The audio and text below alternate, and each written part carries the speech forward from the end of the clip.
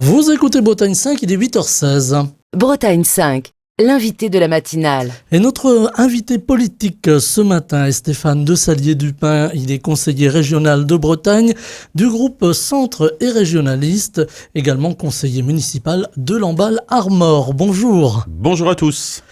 Et merci d'avoir accepté notre invitation pour parler ce matin de politique et d'actualité, évidemment.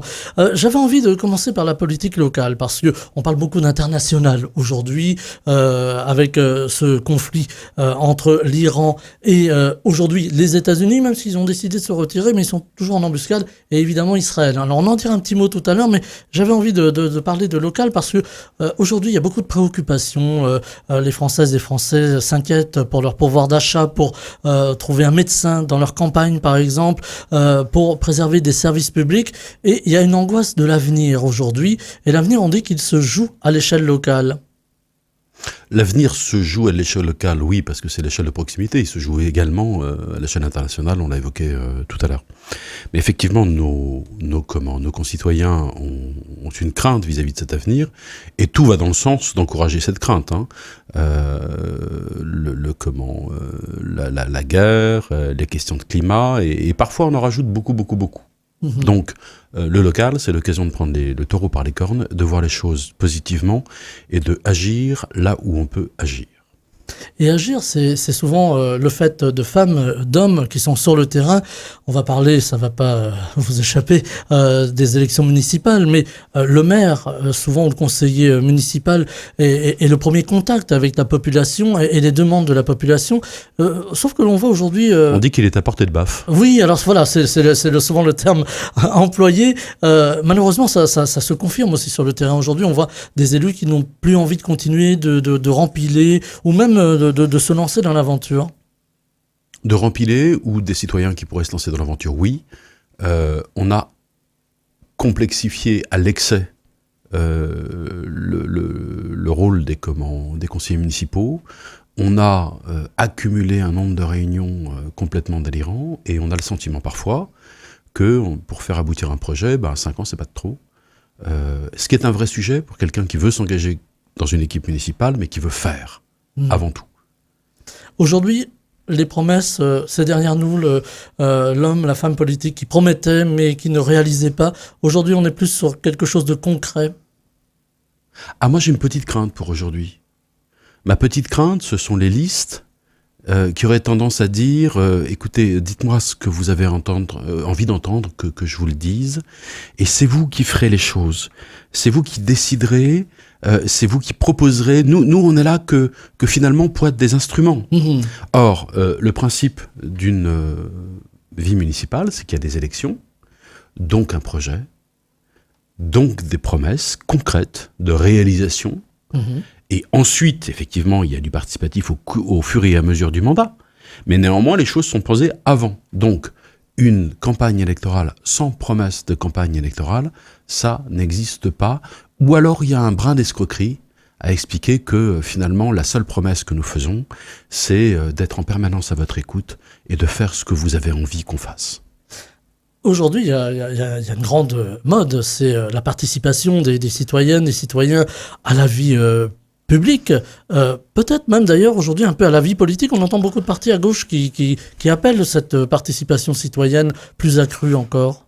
La participation citoyenne, en général, plus on en parle, moins il y en a. La participation citoyenne, elle est naturelle. Il est évident que sur un projet de quartier, ça passe par une visite sur le terrain, un échange sur le terrain, dans les choses concrètes. Maintenant, la dérive qu'a pu avoir la démocratie participative sur des projets un peu théoriques, un peu évanescents, nous amène une participation de militants très axés politiquement et l'absence des autres. Donc, il y a un moment pour la participation et pour l'expression, ce sont les élections. Il y a un moment ensuite, dans le concret, d'ajustement des projets au regard de ce que un tel ou un tel porte comme regard sur la situation d'un quartier, d'une rue, sur un projet. Et ça, c'est légitime. Mais voilà, ne pas tout mélanger. Le vrai moment du débat, avec des propositions, parce qu'il n'y a pas de débat sans proposition concrète, celles sont les élections municipales. Et ce qu'attendent nos concitoyens, c'est les gens qui fassent, pas des gens qui blablatent. C'est des gens qui fassent. Alors aujourd'hui, il y a une véritable attente. Alors, on pourrait parler aussi de la sécurité, du commerce. Je vais prendre le cas, tenez, allez, au hasard, de l'Emballage-Mort.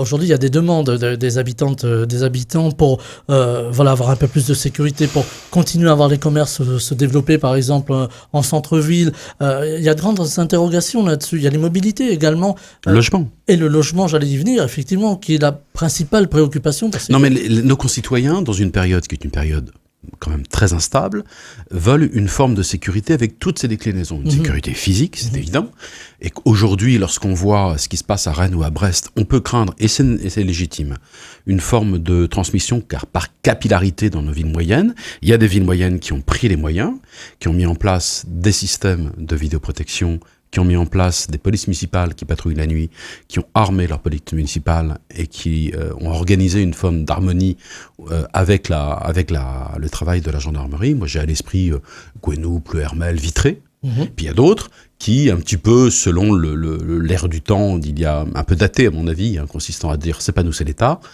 n'ont rien fait. Et les premières victimes de cette capillarité des métropoles, c'est ceux qui n'ont rien fait ou qui n'ont pas fait grand-chose.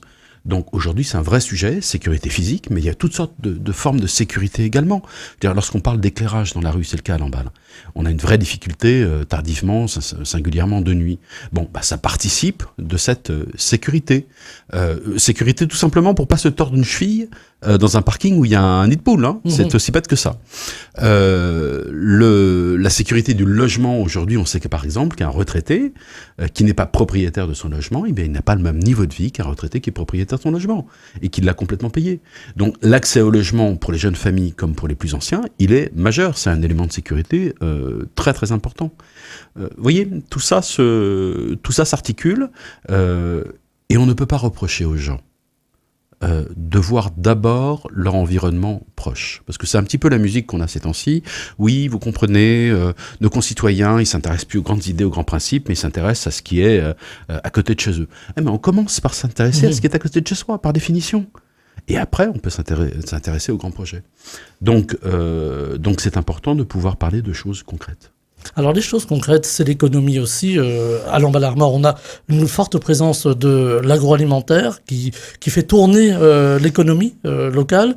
Est-ce que l'agroalimentaire qui est très attaqué aussi, il faut bien le dire. Est-ce que là aussi, il faut repenser l'économie locale en diversifiant ou en renforçant certains pôles ? Il faut d'abord penser l'économie locale. Moi, je suis désolé, mais depuis 5 ans, j'ai le sentiment qu'à l'Emballage-Mort, et singulièrement à Lamballe-Térébenre, on ne pense plus l'économie locale. On a une singularité dans notre territoire qui fait que notre dynamisme économique est venu du territoire. Il n'est pas venu de l'implantation d'une entreprise extérieure. Simplement, ça continue, mais il ne faut pas mettre des bâtons dans les roues.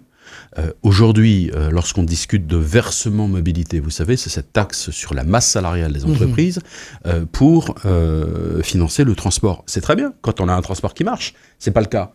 Donc, on comprend bien que là-dessus, les chefs d'entreprise puissent cuiner. Lorsqu'on recherche du foncier pour une entreprise, j'ai un cas très singulier à l'esprit, et qu'on va d'abord vous expliquer qu'il va falloir être vertueux. Toutes les entreprises le font aujourd'hui. Elles ont aussi aujourd'hui des critères qui sont très clairs du point de vue de l'environnement, la sobriété foncière, etc. Il faut arrêter de leur faire les leçons. Il faut surtout les aider à ce que ça aboutisse et dans un tempo qui est raisonnable au regard des besoins de l'économie. Aujourd'hui, le tempo de l'administration ne l'est pas.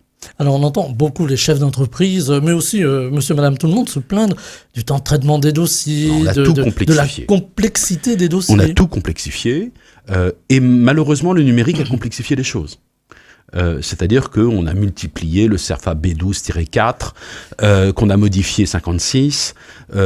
C'est insupportable. Aujourd'hui, en urbanisme, lorsqu'on fait une déclaration de travaux, vous savez, c'est pas un truc gigantesque. C'est simplement, on déclare une ouverture. C'est pas un permis de construire. On devrait pouvoir donner un accord très rapidement. Aujourd'hui, lorsqu'on dépose un permis de construire, de mémoire, l'administration doit avoir 3 mois pour répondre.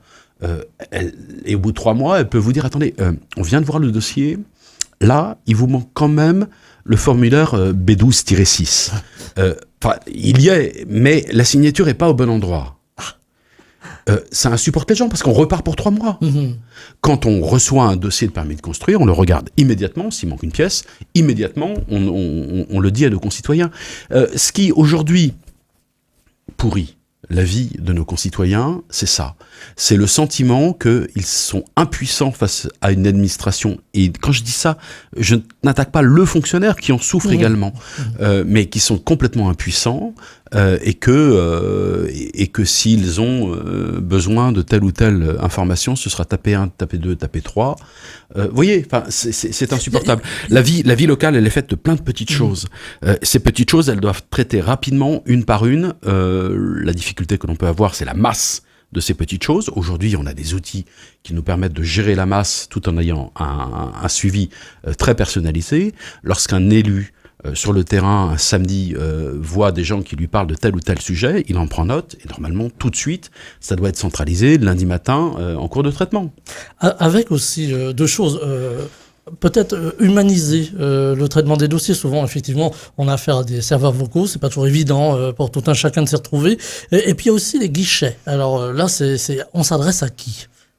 Qu'appelez-vous les guichets ? Alors, je sais pas, on a un permis de construire, on s'adresse à qui ? On a un problème pour telle ou telle demande de subvention pour une aide, on s'adresse à qui ? Souvent, il y a plusieurs Alors, niveaux. les gens sont complètement perdus par rapport aux compétences des collectivités. Voilà, alors il s'agit effectivement de ça. La compétence économique de l'agglomération, la compétence urbanisme de la commune. Mais votre permis est quand même traité par la communauté. Vous voyez, bon, là-dessus, les gens sont complètement perdus. La plupart du temps, les choses devraient aller très naturellement par la voie numérique et être réglées par la voie numérique. Mais s'il y a un loupé, ou s'il y a une question, on doit pouvoir tout de suite avoir une personne humaine capable de vous orienter. Et la personne humaine, si elle oriente tout de suite, c'est une série d'énervements et de problèmes qu'on évite ensuite, des pertes de temps.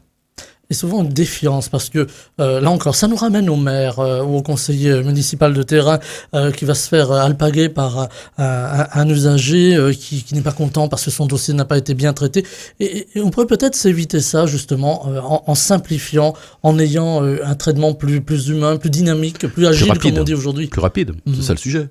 Normalement, l'environnement numérique qui est le nôtre aujourd'hui, y compris avec l'IA, doit nous permettre de faire ce genre de choses, sous réserve qu'à l'appui, on ait la possibilité, parce qu'il y a toujours des cas particuliers, de quelqu'un qui ne maîtrise pas l'outil, de pouvoir être en contact rapidement avec une personne. Le pire étant, je crois, le fait de croiser la personne dans le bureau, dans le couloir d'une mairie, et la personne lui dit « Attendez, nous les rendez-vous, c'est le jeudi entre 14h30 et 15h. Donc c'est pas maintenant. » Ça suppose aussi des moyens humains, ça suppose aussi des moyens budgétaires pour renforcer l'humain. Non. Parce que souvent, on a cette demande. On entend souvent les fonctionnaires qui disent on n'est pas assez nombreux, on n'arrive pas. Moi, je l'entends. On a complexifié à l'excès les démarches administratives, c'est clair, pour une partie par la loi. Mais je crois qu'aujourd'hui, on peut traiter une partie des dossiers via le numérique, sans que ça fasse peur, et donc gagner du temps, donc libérer du temps pour traiter les personnes dans leur singularité, dans leurs difficultés, lorsque celles-ci se présentent. Alors, sur des grandes communes comme Lamballe-Armor, Lamballe le centre, Lamballe-Armor la commune nouvelle, on pourrait le dire comme ça, il y a une part de ruralité, il y a une part de commune centrale. C'est notre richesse. Et voilà, tout le monde s'accorde là-dessus. Mais est-ce qu'il faut arriver justement là aussi à avoir une unité, que ce soit dans la vie, j'allais dire, administrative de tous les jours? Elle est là, puisque administrativement, c'est la même commune. Par contre, la richesse, c'est que lorsque vous êtes en train de traiter une question d'urbanisme en centre-ville, vous êtes obligé de réfléchir à celui qui va venir, mais qui est dans des bourgs de la commune, que ce soit Plangonois, Le Morieux, etc., et qui viendra en voiture. Vous voyez, aujourd'hui, dans les grandes métropoles, vous pouvez très bien faire du sans voiture, parce que votre électorat, il n'a pas de voiture. Et il peut se déplacer centre de Rennes, et il peut se déplacer aisément avec le métro, avec etc., etc. Nous, on est contraints, et c'est très bien comme ça, de réfléchir non seulement aux 9000 personnes agglomérées à Lamballe, mais également aux 8000 personnes qui sont à l'extérieur et qui vivent différemment, avec une qualité de vie à laquelle ils tiennent et qui est infiniment valable. Avec aussi la préoccupation sociale. C'est une grande préoccupation, on parlait du logement tout à l'heure, mais la préoccupation sociale, arriver à vivre parfois avec des gens qui sont dans la difficulté parce que la vie les a pas épargnés. Voilà. Est-ce que là aussi, il faut clarifier qui aide et comment? Que ce soit l'agglomération, que ce soit la ville, ou plus largement la région. À la limite, nos concitoyens se fichent de savoir où est le guichet. Moi, je crois profondément, par contre, qu'il faut garder une mixité sociale. C'est-à-dire ne pas concentrer les difficultés dans tel ou tel secteur et permettre à des personnes de revenus différents, de façons de vivre différentes, de comment... il faut lutter contre les ghettos, quoi. Et attention, le ghetto n'est pas forcément là où on croit. Aujourd'hui, en centre-ville, vous pouvez avoir, par un jeu d'agencement du logement, des formes de ghetto. Donc ça implique un vrai combat, ouais. Ça implique aussi une observation, un retour de terrain vers les élus. Non, c'est comment dirais-je. L'élu, il a deux missions. La vision, je vois loin, je sais où je vais, et les mécrits petites choses du terrain, là. La portée de baffe. Madame Michu, c'est mon expression souvent, qui va lui dire, écoutez, monsieur le maire, là, franchement, au bout de la rue, vous avez vu le poteau, là? C'est super dangereux.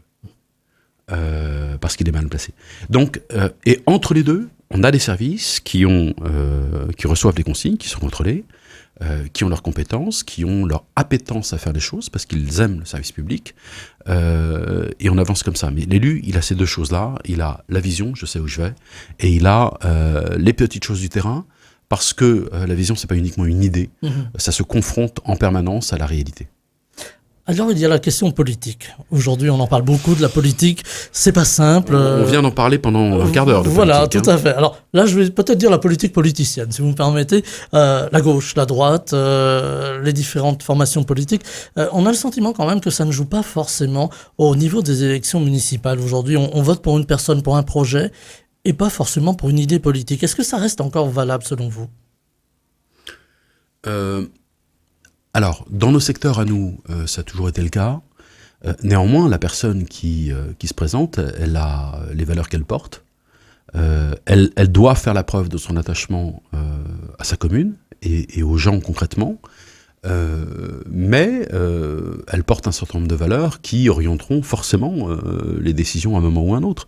Et lorsque les gens votent, en Bas-l'Armor, c'est 17 000 habitants, lorsqu'ils votent, bien forcément tout cela a une couleur à un moment ou à un autre. Je ne crois pas aux gens, aux candidats qui ne viennent de nulle part.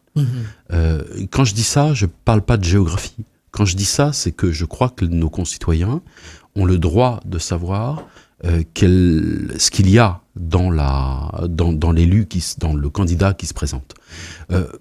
Ils ont le droit de pas tout aimer, mais de se dire, voilà, ça c'est important pour moi, mais ils ont le droit de savoir. Et donc je me méfie de ceux qui n'ont pas de colonne vertébrale. Une nouvelle fois, alors, je ne sais pas si vous êtes amateur de whisky, mais soit alors, vous prenez... Je peux dire que oui, mais il faut consommer avec modération. Exactement, là, c'est la règle sur la... Pardonnez-moi. Mais ce que je veux dire, c'est que plutôt que quelque chose de banal, de blend, je pense qu'ils sont prêts à voter pour quelqu'un qui a du caractère, quitte à ne pas tout aimer, mais en se disant, au moins, celui-là, je sais qui il est. Et donc, je peux lui faire confiance. Parce qu'il n'a pas bougé, parce qu'il y a une constance. Et on a besoin de constance dans un monde qui bouge. Alors justement, la constance. Aujourd'hui, on a une société très fracturée, très divisée. C'est presque un lieu commun que de le dire, avec des fois dans nos rues beaucoup d'incivilité. Là aussi, il faut apaiser. Il faut arriver à trouver l'apaisement. Alors, on détruit les mots les uns après les autres. Donc, on a détruit le mot bienveillance. On a détruit le mot résilience, et là, on est en train de détruire le mot apaisé. C'est le nouveau terme qu'on utilise pour expliquer un aménagement urbanistique dans une rue. Vous voyez ? Il faut que ce soit une circulation apaisée. Il y a une mode dans les mots. Donc, moi, ça me paraît une évidence. L'évidence, c'est qu'on doit essayer de retrouver une capacité de dialogue. Mais dire à quelqu'un que ça doit être apaisé, c'est pas lui dire « ferme ta gueule ». Vous voyez ce que je veux dire ? Et la personne, elle va s'exprimer avec ses mots, avec son humeur du moment, avec sa colère. Si elle ne s'exprime pas, vous mettez le couvercle sur la cocotte minute. Vous voyez ? Donc attention à ces mots douceâtres, comment dirais-je, ce sont des plats fades.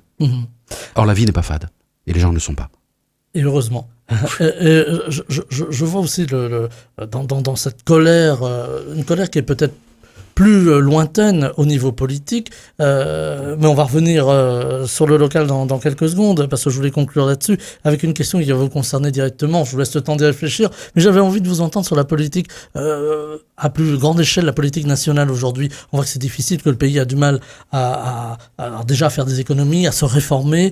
On le voit avec le fameux conclave des retraites conduit par François Bayrou, qui a été, bon, il faut bien le dire, un échec. Est-ce que finalement la France est réformable ? Est-ce que ça peut avoir là aussi des conséquences à l'échelle locale s'il y a des changements ? Ah bah, il y a des conséquences très claires qui vont arriver, c'est-à-dire que oui, elle est réformable, mais souvent elle est réformable dans la crise, parce que c'est un peu le tempérament français, et que là, on a une telle situation de la finance publique du pays, qu'à un moment ou à un autre, à l'échelle locale, eh bien les communes, les communautés de communes, les départements, les régions, on a une session ces jours-ci là, à la région, participeront. Nous, on nous a demandé à la région 43 millions d'économies, et on va nous redemander 40 millions l'année prochaine, probablement.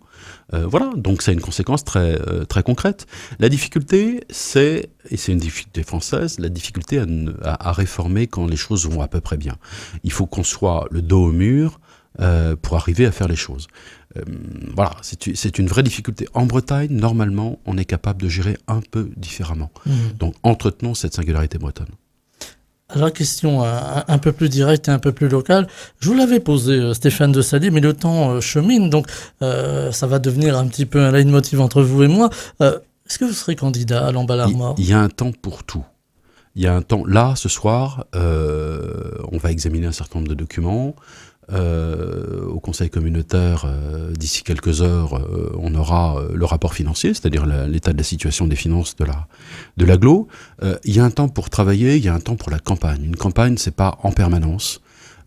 Donc l'automne sera largement suffisant. Foutons la paix à nos concitoyens cet été. Et on verra comment tout ça se présente à l'automne. Ce qui est certain, c'est que dans l'état de la situation de la commune et de la communauté de communes, ce sera un moment de rupture parce que ça peut pas durer comme ça. Tout le monde en est conscient.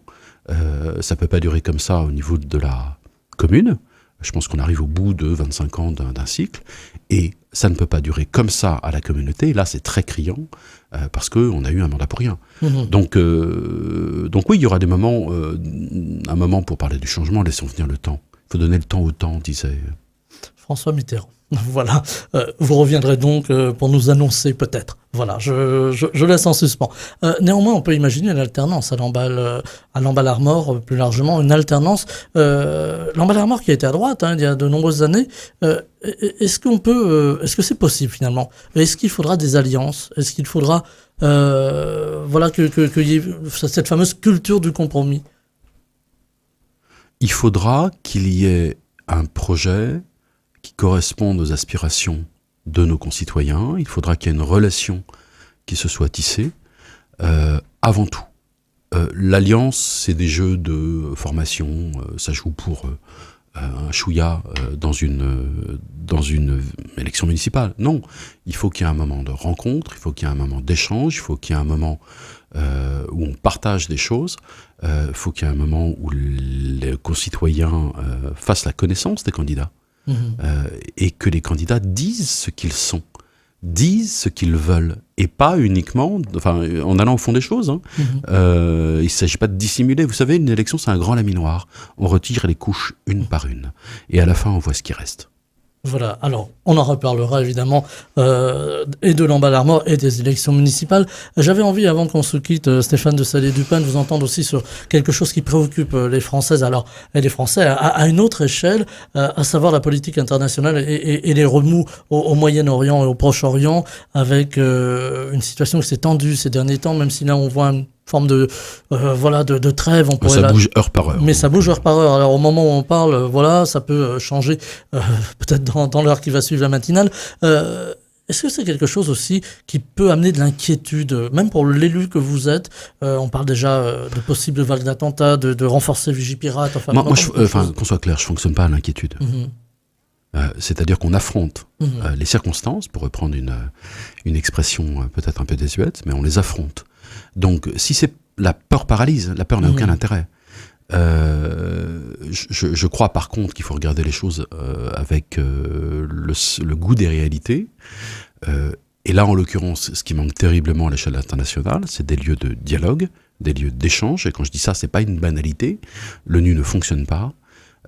Et puis, on est rentré dans un jeu où, malheureusement, nous avons un Occident d'une part, Israël compris, contre le fameux Grand Sud global qui va jusqu'aux neiges de Sibérie. Et ça peut pas durer une éternité. Il faut qu'on retrouve un système d'échange, de dialogue au niveau mondial et que ça se traite là. Or aujourd'hui, ce n'est plus le cas. L'ONU ne sert plus à rien aujourd'hui, on n'a plus le rôle qu'elle devrait avoir. On pense à la fameuse phrase du général de Gaulle, le machin, en évoquant l'ONU. Aujourd'hui, l'ONU est en panne, ouais. L'ONU est en panne, et les rapports de force sont, parce que c'est ça la vie politique internationale, et pas uniquement internationale, ont changé. Simplement, on a des moyens armés qui sont terribles, et donc il faut faire attention à ce qu'on fait. Dans tous les cas, se pose la question du rôle de la France, et là on a un vrai sujet, c'est-à-dire que notre faiblesse économique, notre faiblesse politique du moment, fait que, et la faiblesse du quinquennat, des deux quinquennats, font que notre parole ne compte plus. On a dit tout, l'inverse de tout. Or, la France a cette mission singulière, dans ce type de conflit, d'essayer de renouer le dialogue. Le réseau diplomatique aussi qui a été mis à mal ces dernières années, qui est presque inexistant aujourd'hui. Alors, il n'est pas inexistant, simplement le président de la République, là en l'occurrence c'est lui, a décidé de tout chambouler dans le corps des diplomates, qui constitue un très beau métier, et qui est la force de la France depuis des siècles maintenant. On ne s'improvise pas diplomate. Les paroles du président de la République, on a entendu dire certaines choses et un peu dire le contraire, le fameux en même temps. Est-ce que c'est dommageable là aussi pour l'image de la France, pour l'image diplomatique, l'image à l'étranger? Le problème, c'est qu'on ne l'écoute plus. Hein. La question de fond, elle est là. C'est-à-dire que, oui, on ne l'écoute plus. On ne l'écoute plus.